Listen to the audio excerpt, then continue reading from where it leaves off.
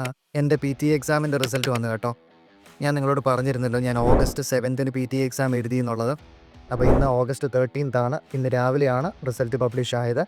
Result വരാനായിട്ട് ഏകദേശം ഒരു 4-5 ദിവസത്തെ ടൈം ഗ്യാപ്പ് എടുത്തിട്ടുണ്ട്. അപ്പോൾ ഇതാണ് എനിക്ക് കിട്ടിയിരിക്കുന്ന റിസൾട്ട് എന്ന് പറയുന്നത്. ഓവറോൾ 90 ഔട്ട് ഓഫ് 90 തന്നെയുണ്ട്. ഇപ്പോൾ അപ്ഡേറ്റ് വന്നിട്ടുള്ള സ്പീക്കിങ്ങിനും 90 ഔട്ട് ഓഫ് 90 തന്നെയാണ് കിട്ടിയത്. ഞാൻ എക്സാം എഴുതിയതിൻ്റെ പർപ്പസ് എന്ന് പറയുന്നത്, ഞാൻ നിങ്ങളുടെ മുമ്പിൽ എന്തെങ്കിലും ഒരു കാര്യം പറയുമ്പോൾ എനിക്കതിൻ്റെ അകത്തൊരു ആധികാരികത വേണം, വ്യക്തത വേണം.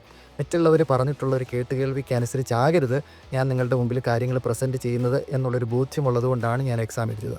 അതുകൊണ്ട് തന്നെ വളരെ ആധികാരികമായിട്ട് കൃത്യമായിട്ട് തന്നെ ചില കാര്യങ്ങൾ എനിക്ക് നിങ്ങളോട് പറയാൻ സാധിക്കും. 2 കാര്യങ്ങളാണ് പ്രധാനമായിട്ടും എനിക്ക് പറയാനുള്ളത്. ഒന്നാമത്തെ കാര്യം എന്ന് പറയുന്നത്, PT സ്റ്റോറീസിൽ ഞങ്ങളിവിടെ ഉപയോഗിക്കുന്ന ഞങ്ങളുടെ ടെംപ്ലേറ്റുകളും ഞങ്ങളുടെ സ്ട്രാറ്റജികളും ഞങ്ങളുടെ പാറ്റേണുകളും സ്ട്രക്ചറുകളും എല്ലാം തന്നെ PT എക്സാമിൽ വർക്കാകുന്നുണ്ട്. തീർച്ചയായിട്ടും സ്റ്റുഡൻസിന് നല്ല സ്കോർ നേടിയെടുക്കാനായിട്ട് സാധിക്കും. രണ്ടാമത്തെ കാര്യം എന്ന് പറയുന്നത്, PT എക്സാം ഡിഫിക്കൽട്ടായിട്ടില്ല. അത് വളരെ ആധികാരികമായിട്ട് തന്നെ ഞാൻ ഒന്നുകൂടെ പറയാൻ ആഗ്രഹിക്കുന്നു. PT exam ഡിഫിക്കൽട്ടായിട്ടില്ല.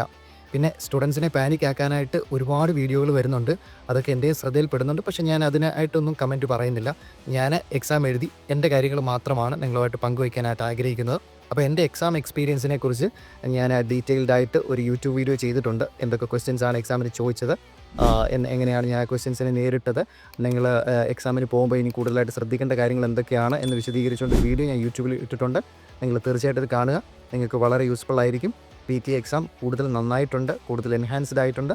അതുകൊണ്ട് നിങ്ങൾക്ക് ധൈര്യമായിട്ട് തന്നെ നല്ല പ്രാക്ടീസോടുകൂടും പ്രിപ്പറേഷനോടും കൂടെ ഈ എക്സാമിനെ സമീപിക്കാം. തീർച്ചയായിട്ടും നിങ്ങൾക്ക് നല്ലൊരു സ്കോർ നേടിയെടുക്കാനായിട്ട് സാധിക്കും. Thank you.